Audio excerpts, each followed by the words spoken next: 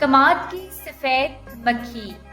کماد کی سفید مکھی کپاس کی سفید مکھی سے مختلف ہوتی ہے، لیکن دونوں ایک ہی خاندان سے تعلق رکھتی ہیں۔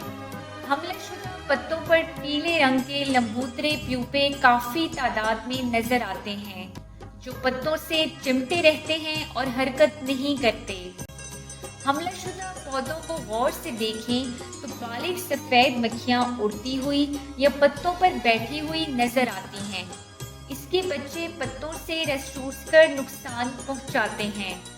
زیادہ حملے کی صورت میں پتے پیلے ہو کر خشک ہو جاتے ہیں، جس کی وجہ سے بڑھوتری کا عمل رک جاتا ہے۔ انسداد۔ اس کے انسداد کے لیے اگر حملہ تھوڑی جگہ پر ہو تو فوری طور پر پتوں کو کاٹ کر زمین میں دبا دیں۔